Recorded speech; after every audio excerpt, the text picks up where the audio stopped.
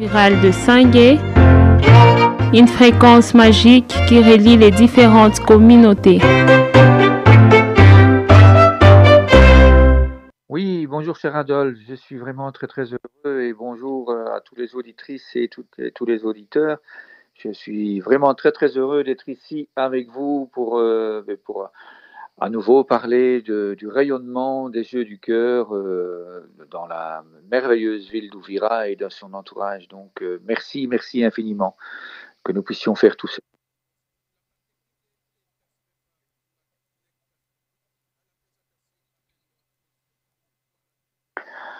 Eh bien, un tout grand merci pour cette question fondamentale parce que c'est vraiment ça, le fondement de la société partout dans le monde, c'est la famille. Et donc les enfants, dès la naissance, ben, c'est le premier lieu où ils vont pouvoir apprendre. Et la pédagogie veut que, en général, ben, on observe, on regarde quels sont les modèles des personnes qui sont autour de nous. Et les premières personnes que l'on voit dès la naissance, bien, ce sont en général la maman, le papa, les frères et sœurs. Et c'est donc absolument essentiel que ces jeux du cœur, cet amour qui se partage de cœur à cœur, avec beaucoup de simplicité, beaucoup de générosité, beaucoup d'amour en fait, que ça circule. Et c'est donc essentiel que dès avant la naissance, la maman puisse être entourée, que les frères et sœurs puissent parler au bébé qui est toujours dans le ventre, et que ça puisse se propager et rayonner comme ça durant toute la vie, y compris avec les personnes, les grands-parents ou les arrière-grands-parents dans la famille, donc y compris avec les personnes âgées. Donc c'est pour ça que ça cible la famille, parce que la famille est le ciment de la société. Eh bien, justement, parce que comment dire, c'est par là que la vie commence. Et quand on regarde un bébé, il est tout amour. Il ne sait pas parler, il est complètement dépendant de tout le monde. Et quelque part, c'est lui qui, par sa présence d'amour, par son lien avec la nature, apporte le ciment à toute la famille et apporte déjà quelque part un modèle. Toute la famille vient près de l'enfant, vient près du bébé, on vient le voir, on essaye de le faire sourire quand il a plusieurs jours, on essaye de le cajoler, et on fait cela d'une façon totalement altruiste, et c'est très nourrissant en fait de participer avec les tout petits. C'est très nourrissant pour l'âme, le corps, pour l'esprit, pour le lien entre tous les membres de la famille. Et voilà pourquoi l'importance de cibler en priorité la famille dans ces jeux du cœur. C'est pour nous très important que les mamans soient entourées, que les papas pratiquent la masculinité positive, c'est-à-dire que les papas osent exprimer leurs émotions, osent parler avec amour à leur épouse, avec beaucoup de respect, avec beaucoup de compréhension, et parle aux futurs bébés, parle aux futurs enfants, parce que ça permet vraiment que l'amour circule avec beaucoup de générosité. Voilà pourquoi. Beaucoup. Pourquoi la famille est impliquée aussi de créer les jeux du cœur? Ah ben ça c'est l'amusement, c'est le bonheur évidemment, parce que quand on est dans l'amour, quand on est dans la joie, et qu'on pratique ces jeux du cœur, on est justement dans cet état d'harmonie, dans cet état de paix intérieure qui rayonne à l'extérieur, dans cet état d'équilibre psychophysiologique. Eh bien, on a l'esprit grand ouvert et on peut jouer. Oui. On peut jouer à s'aimer, on oui, peut jouer merci. à partager, on peut aimer et vivre ces jeux et les créer. Ça apporte énormément de bonheur et de plaisir. Oui, pourquoi les enfants et les parents doivent jouer ensemble? Pourquoi les enfants doivent? C'est une question oui, principale, je vais dire. Et ils ne doivent pas. Je dirais, ils jouent parce qu'ils en ont envie.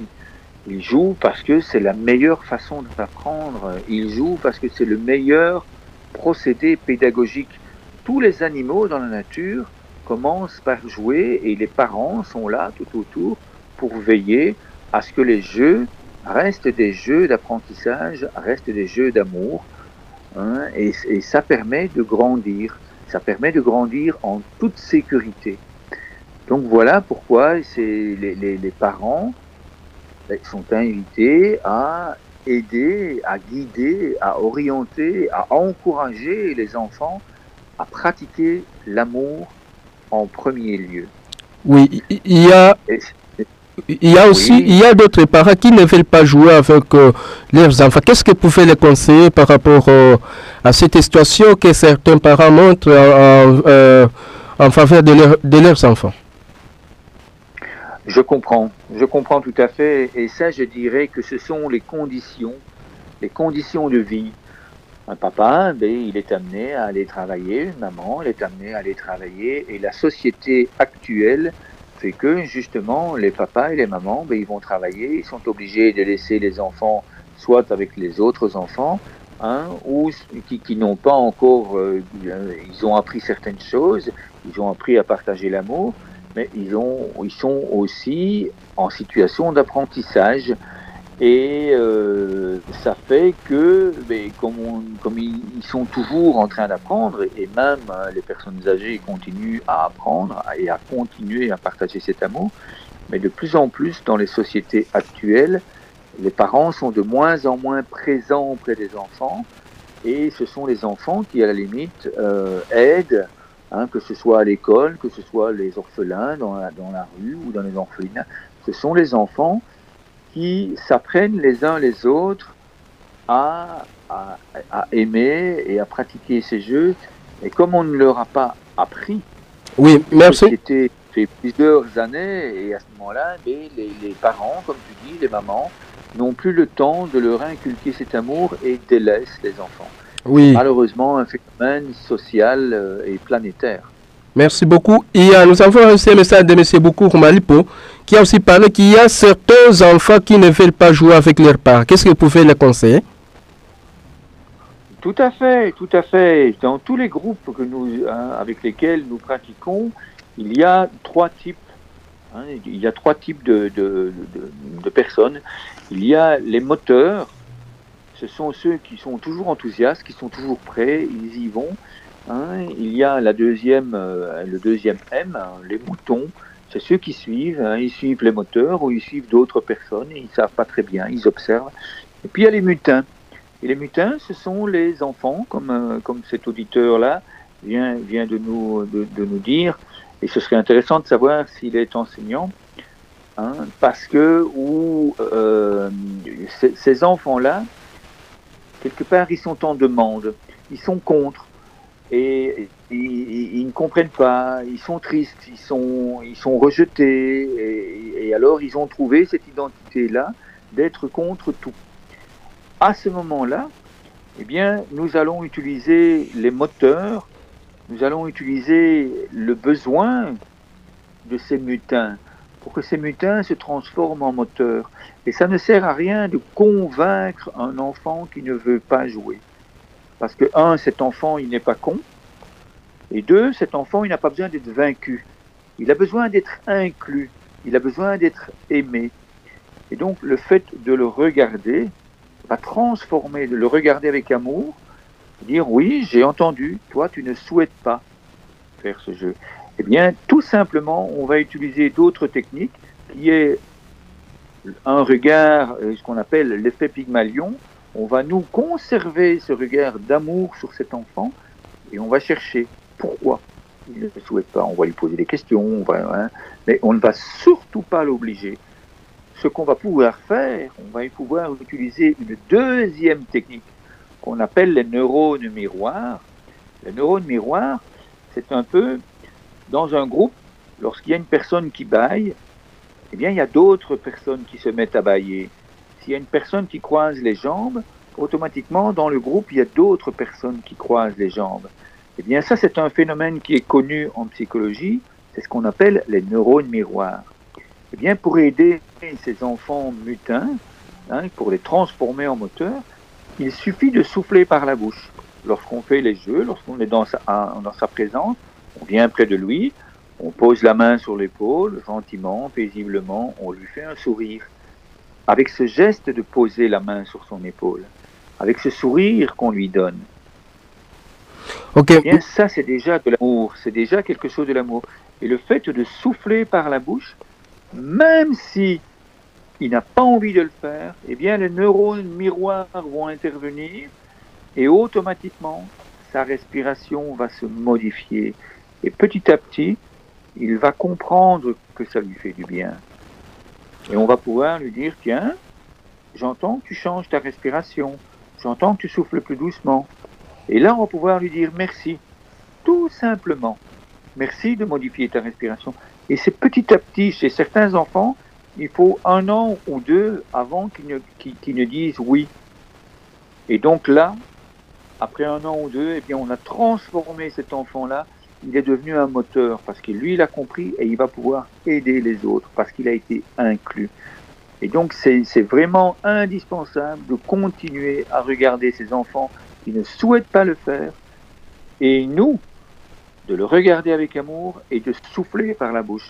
Souffler par la bouche, ça permet, on l'a déjà dit dans les émissions, de bloquer les respirations, mais ça permet aussi d'activer les neurones miroirs chez ces enfants ou chez ces personnes qui ne souhaitent pas. Gardez confiance, je dirais à cet auditeur, gardez confiance, soufflez lentement par la bouche et vous allez voir des transformations. Ça peut aller beaucoup plus vite qu'1 an ou 2, évidemment. J'ai vu beaucoup d'enfants qui ne voulaient pas au départ, et puis simplement parce que j'ai continué à respirer par la bouche régulièrement, ils sont devenus des moteurs en classe et ça a été quelque chose d'absolument extraordinaire. Ok, merci beaucoup. Quels sont les jeux du cœur que toute la famille peut pratiquer au cours de la journée avec ses voisins? Avec ses voisins, il y a déjà l'arbre de paix. Ça, c'est un jeu du cœur. On peut dire chercher avec les voisins dans le voisinage s'il y a un arbre qui est là, si possible un grand arbre, et aller près de l'arbre. Et ce qui est intéressant en famille, c'est de jouer ensemble. Je demande, on en a parlé lors des autres émissions, on propose aux personnes au matin lorsqu'ils se lèvent et au soir lorsqu'ils se couchent de poser la colombe de paix et d'amour sur le cœur pour bien ressentir le cœur qui bat, pour bien ressentir l'amour et la sécurité qui se trouvent là dans le cœur et de respirer comme ça pendant 2 ou 3 minutes paisiblement, lentement, et parce qu'on est à ce moment-là seul avec soi-même. Et ça nous permet d'être un modèle, d'être un grand arbre de paix. Alors, lorsqu'on va avec les voisins, lorsqu'on va discuter et qu'on va près d'un arbre de paix, déjà, on a inauguré un arbre de paix avec les voisins. Donc, on sait que cet arbre de paix-là, c'est un endroit où on se retrouve pour se réconcilier, on se retrouve pour chanter, on se retrouve pour bavarder de choses qui sont intéressantes, pour créer des projets qui vont construire de meilleures activités pour toute la communauté. Et à ce moment-là, eh bien, on fait des jeux ensemble. Au lieu de faire le jeu tout seul, on fait des jeux avec des partenaires. On fait le jeu de l'amitié, on fait le jeu du cœur cadeau, on fait le jeu, on les emballe dans un cœur, et à ce moment-là, on crée des jeux d'amour, tout simplement. On crée du lien. Et je suis mes voisins sont toujours dans mon cœur. Quand je suis triste pour une raison ou pour une autre, je mets mes mains sur le cœur, je pense à mes voisins, à tous les moments de qualité dans le cœur que nous avons vécu ensemble, je pense à tout l'amour qui nous lie, et ça me porte. Ça m'enracine dans le sol, et avec les branches de mon arbre de paix que je suis, eh bien, je vais chercher cette nourriture d'amour, je vais chercher cette nourriture de lumière, et c'est pour ça que ça fait du bien de faire les jeux du cœur, de pratiquer les jeux avec des partenaires et notamment avec les familles, les voisines autour de moi. Ok, merci. Est-ce que vous pouvez donner quelques exemples par rapport à ces jeux du cœur que certaines familles peuvent réaliser avec leurs enfants? Tout à fait. Tout à fait. Eh bien, il y a déjà une très grande chose pour rassurer les enfants. parce que les enfants vont à l'école et comme tout le monde, hein, même quand on est adulte, il y a des jours où on a envie d'aller au travail et puis il y a des jours c'est plus difficile. Eh bien les enfants c'est pareil. Hein, il y a des jours ils ont envie d'aller jouer à l'école, même s'ils vont apprendre, ils vont aussi jouer, ils vont aussi retrouver tous les copains et les copines et s'amuser. Et puis il y a des jours c'est difficile. Ils n'ont pas envie. Ils sont fatigués, ils ont mal dormi, ou ils ont entendu que papa n'était pas bien, ou bien que maman allait partir parce qu'elle devait aller travailler, ou elle devait aller à l'hôpital, ou quoi que ce soit. Ils sont inquiets, ils n'ont pas envie. À ce moment-là, ils sont un petit peu angoissés. Ils sont un petit peu tristes, ils ne savent pas ce qui va se passer. Eh bien, un des grands jeux, c'est l'envol et le partage de la colombe. Avant de partir à l'école, ou avant de partir travailler, eh bien, les parents peuvent se retrouver face à face avec les enfants. On pose tous les deux les mains sur le cœur et on se dit, dans mon cœur, tu es toujours là. Et l'enfant peut dire, oui maman, ou bien oui papa, dans mon cœur, je sens ta présence, je suis toujours avec toi. Et quand je serai à l'école, eh bien, quand ce sera difficile, je mettrai mes mains sur mon cœur et je t'enverrai une colombe de paix. Et la maman ou le papa dit la même chose. Eh bien, moi, quand je serai au travail, ou bien quand je serai sur le chemin, pour aller à l'hôpital ou quoi que ce soit, quand je serai là-bas, eh bien, je sais que tu penseras à moi, je mettrai aussi mes mains sur le cœur et je t'enverrai une colombe de paix et d'amour. Eh bien, l'expérience que nous avons, c'est que ces grands moments de partage, ça permet d'apaiser aussi bien la maman et le papa que l'enfant. Parce que tout le monde se sent en sécurité. Donc c'est ce partage de la colombe, ce moment où on respire le matin et le soir, avec les mains sur le cœur, eh bien on peut le faire aussi avec l'enfant, parce que justement on lui transmet. Tu es toujours dans mon cœur, tu es toujours avec moi. Et je suis toujours en sécurité parce que je sais que je ne suis jamais seul. Ça c'est un des jeux primordial, un des jeux essentiels, c'est le partage de la colombe entre les parents le matin et quand on a des moments de difficulté. Hein, et je peux proposer d'autres jeux évidemment. Hein, donc, mais voilà. Hein, est-ce que tu souhaites que je propose d'autres jeux? Oui, vous pouvez proposer au moins d'autres jeux malgré que l'État aussi avance. Dans une minute. Oui. Oui. Oui. Ok, ben je vais faire très rapide alors. Hein, au niveau justement des écoles d'Ovira, il y a le jeu de l'amitié qui a été créé. Hein, dans ce jeu-là, on y voit deux garçons qui sont l'un face à face. Il y en a un des deux, hein, ils ont les mains sur le cœur. Il y en a un des deux qui vient caresser l'épaule de son partenaire et puis qui ramène la main sur le cœur. Et puis c'est l'autre qui vient caresser l'épaule de son partenaire et puis qui ramène les mains sur le cœur. Et quand ils ont fait ça, tous les deux, eh bien, ils s'envoient une colombe de paix l'un vers l'autre et puis vers le ciel. Et puis ils ramènent évidemment cette colombe de paix et d'amour sur le cœur. Eh bien, en faisant ça, donc ici c'était deux garçons, mais ça peut très bien être deux filles, et surtout ce qui est intéressant, ça peut être également un garçon et une fille, un papa, une maman, un papa avec sa fille, un papa avec son fils, une maman avec son fils, une maman avec sa fille, les frères et sœurs ensemble, ils peuvent faire ce genre de choses. Parce que le fait de toucher l'autre, de lui caresser l'épaule, ça apporte aussi quelque chose qui rassure. Je suis avec toi, je pense à toi, je t'aime, je suis près de toi, je suis toujours avec toi.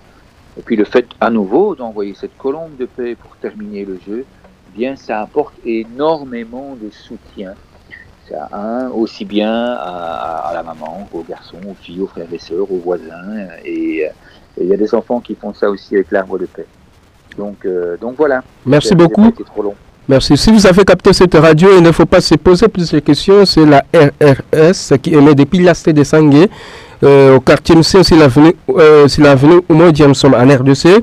Aujourd'hui, nous sommes en train de discuter sur le jeu du cœur en famille dans le programme international des arbres de paix. Je suis en ligne avec Max Sedelo. Si vous avez quelques questions à poser par rapport à ces différents jeux, vous pouvez nous appeler, vous pouvez envoyer votre message à ces 3 numéros. Vous pouvez choisir parmi ces 3 numéros. Vous pouvez envoyer votre message 081 84 81 291 089 98 38 997 09 97 20 79 51. Par ces 3 numéros, vous pouvez envoyer votre message, vous pouvez nous appeler en direct et vous serez connecté sur 92.0. Monsieur Max, pouvez-vous expliquer d'une manière brève l'utilité des jeux du cœur dans une famille? L'utilité des jeux du cœur. Bien, je dirais les résultats et les impacts qui se passent dans une famille qui pratique les jeux du cœur, c'est que je vais donner plusieurs témoignages qui nous sont arrivés de plusieurs pays. C'est que parfois, le papa et la maman, ils ne sont pas d'accord.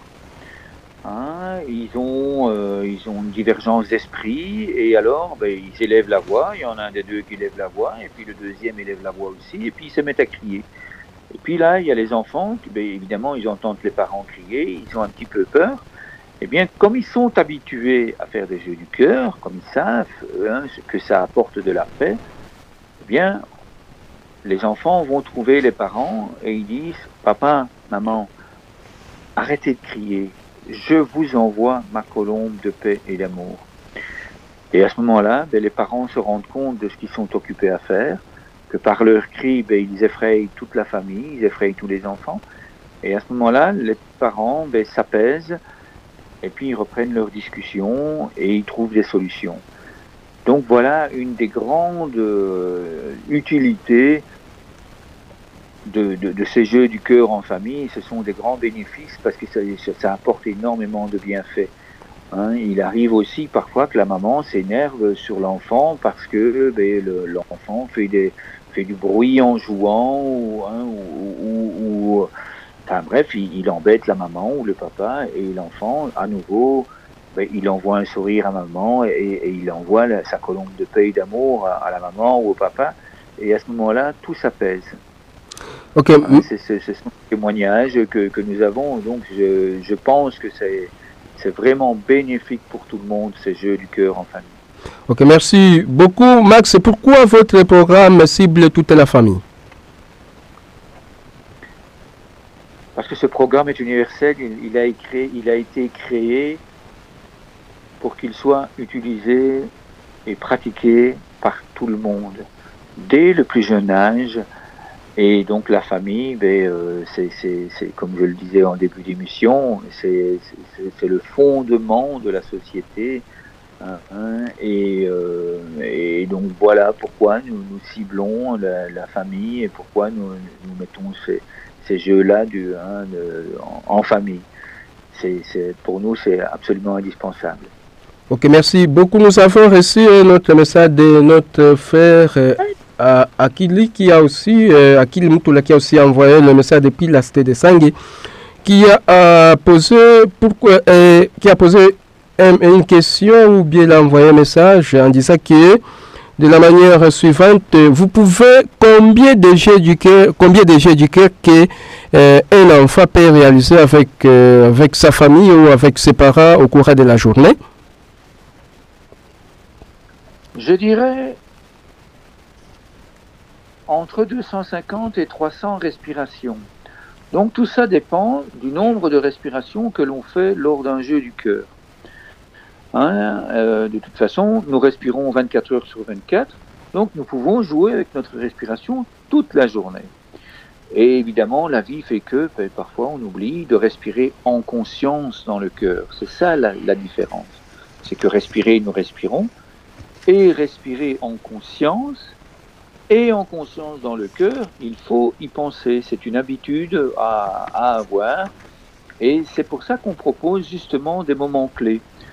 Comme je l'ai dit tout à l'heure, il y a le moment clé du matin, il y a le moment clé du soir, il y a le moment clé autour du midi. Et puis, il est intéressant de trouver dans sa journée, des rituels, des moments spéciaux. Je parlais hier avec un groupe du Bénin.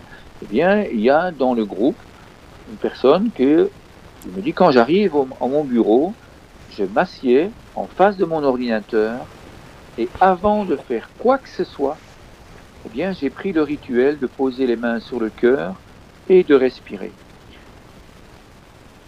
Ça veut donc dire qu'on peut créer autant de jeux qu'on veut. Quand je monte dans le bus, eh bien, je peux prendre l'habitude de faire des moments de respiration dans le cœur. On n'est pas obligé de mettre la main sur le cœur à ce moment-là, évidemment. Mais au moment où on monte dans le bus, eh bien, on peut se dire, tiens, ça c'est un chouette moment. Pour moi, respirer quand je descends du bus, c'est pareil. Quand je m'assieds dans le bus, c'est pareil. Quand je vais marcher sur le chemin pour aller jusque l'école, ou bien jusque mon travail, ou bien jusque chez mon voisin, ou même dans la maison, quand je suis dans la maison et que je me déplace, que je passe d'une pièce à l'autre, tout en marchant, eh bien, je peux respirer en conscience dans le cœur. Il n'est pas nécessaire de s'arrêter. Ça peut-être que je ne l'avais pas encore exprimé. Donc, merci à cet auditeur pour sa question, parce que, voilà. C'est une des grandes richesses, c'est un des grands bienfaits de ces jeux du cœur, c'est que nous pouvons les pratiquer dans tous nos gestes quotidiens. Lorsqu'on fait la vaisselle, lorsqu'on fait du passage, lorsqu'on nettoie, lorsqu'on bricole, on peut, dans nos gestes quotidiens, prendre le temps de jouer avec sa respiration et ça nous fait un bien fou. Parce qu'à ce moment-là, nous sommes en paix à l'intérieur de nous, nous sommes en sécurité, et nous sommes heureux, nous sommes joyeux, et la vie est belle, quoi, tout simplement. Oui, mais merci beaucoup. Vous, en tant qu'initiateur de ce programme, pourquoi invitez-vous les familles à réaliser les jeux du cœur dans leur ménage? Par amour. Par amour, c'est aussi simple que ça. Et depuis une dizaine de jours, un peu plus d'une dizaine de jours, je fais tous les jeux. Je fais des directs sur les réseaux sociaux, que ce soit sur LinkedIn, que ce soit sur YouTube ou sur Facebook. C'est vraiment par amour. Et alors, j'ai de plus en plus de retours où les gens me disent, ça me fait du bien, je me sens en sécurité, je me sens rempli d'amour, j'ai l'esprit libre, je suis léger, mes soucis sont partis, etc. Et plus je partage ces moments d'amour, plus j'en reçois. Donc c'est vraiment pour faire circuler. L'amour est la plus grande force de l'univers. Et malheureusement, les médias nous bombardent d'informations qui nous mettent dans un état d'angoisse. Et ces jeux du cœur sont une réponse à justement se dire, je ne regarde pas ces informations, je sais que ces informations existent. Je sais également qu'il y a énormément d'amour tout près de moi. Et je vais focaliser mon attention sur l'amour qui est auprès de moi, sur l'amour qui est en moi et sur l'amour que je suis pour justement faire grandir cet égrégore et absorber toutes ces angoisses et me permettre à moi d'être heureux et permettre à toutes les personnes qui sont autour de moi d'être remplies d'amour. Que de nous avoir balancé cette mélodie qui parle, que je lui dirais, qui a été chantée par Céline Dion. Vraiment, c'est magnifique. On ne sait pas que vous allez parler quoi à votre ami ou à votre papa ou à votre maman. Et votre maman va aussi parler quoi à vous. Vous connaissez que l'éducation est réciproque. Je sais que, Monsieur Max, est-ce que vous pouvez parler un mot par rapport à cette musique, parce que cette musique se marie avec notre thématique du jour. On parle de l'amour dans la famille. Mais vous avez la parole, Monsieur Max. Mais là, franchement, je suis très embêté parce que cette chanson, je l'ai entendue des dizaines de fois et je ne sais plus de quoi elle parle. Je ne sais plus exactement. Je vous dirai, je sais qu'elle parle d'amour et donc à ce moment-là, oui, c'est absolument merveilleux de pouvoir vivre l'amour. Et d'ailleurs, Céline Dion, dans sa vie, était un modèle quand on voit avec son mari et puis les enfants qu'elle a eus. C'était un modèle, je la vois beaucoup moins maintenant sur les médias, mais elle représentait un modèle familial rempli d'amour et donc oui, c'est une très grande personne. Donc voilà, je ne sais pas t'en dire plus. Merci beaucoup. Je sais que vous avez déjà parlé l'essentiel par rapport à cette musique où nous sommes en train de discuter par rapport à notre programme, le programme qui est appelé le programme international des arbres de paix, où aujourd'hui nous sommes en train de discuter le jeu du cœur en famille. Comme j'avais parlé au début, que si vous avez quelques questions, vous pouvez vous pouvez envoyer vos messages. Nous avons déjà dicté nos numéros. Mais toutefois, vous pouvez vraiment envoyer vos messages comme nous avons déjà eu 2 messages. Mais il nous reste au moins 5 minutes pour mettre fin à cette émission. Monsieur Max, il serait mieux de donner les derniers mots par rapport à notre émission ou notre sujet du jour est intitulé le jeu du cœur qu'on peut utiliser, qu'on peut pratiquer aussi en famille. Tandis que la question est la suivante, serait mieux de donner les derniers mots par rapport au jeu du cœur que la famille doit pratiquer dans leur vie courante afin que les auditeurs qui nous écoutent actuellement puissent se capitaliser un élément important si la création plutôt des jeux du cœur dans leur famille. Vous avez au moins 4 minutes pour donner quelques commentaires par rapport à cette question. Oui, merci cher Adolphe. Bien, écoute, les derniers mots, c'est vraiment remercier les auditeurs parce que plus nous avançons dans ce type d'émission, ça fait quelques mois maintenant que nous les transmettons, et nous pouvons constater ensemble, il y a de plus en plus de questions, c'est de plus en plus ciblé. La dernière fois, nous avons parlé des infirmiers, et j'ai entendu dire que il y avait des infirmiers qui avaient envie d'avoir une formation par rapport à tout ça, et c'est donc très très intéressant parce que là on va pouvoir lier, quand on va dans un dispensaire, dans un centre de santé, c'est parce qu'on n'est pas vraiment bien, on est angoissé, on y va en famille, et c'est donc intéressant que les infirmiers puissent être formés, que les familles puissent être là, parce que quand on est dans la salle d'attente, eh bien, on peut pratiquer, tout simplement, et dire aux autres à quel point c'est simple et c'est facile. Et donc, merci infiniment à la radio rurale de Sangué pour toutes ces émissions, parce que toutes les personnes ont compris l'importance, je pense, des neurones miroirs et de simplement souffler doucement par la bouche. Partout où nous nous trouvons, je parlais du bus tout à l'heure, et bien dans le centre de santé, c'est pareil. Quand on sent dans la famille, quand on sent à l'endroit où on se trouve, eh bien, on peut prendre le temps pour soi de souffler lentement par la bouche. Et automatiquement, ça va rayonner autour de soi. Toutes les personnes vont s'apaiser, toutes les personnes vont se calmer. Et ça, c'est du vécu. Quand moi, je vais faire les courses, que j'entends un bébé qui pleure, eh bien, tout en continuant à faire mes courses, j'envoie énormément d'amour à cet enfant. Et je peux t'assurer que chaque fois, très rapidement, cet enfant arrête de pleurer, cet enfant arrête de se disputer avec sa maman quand il est un peu plus grand ou quoi que ce soit.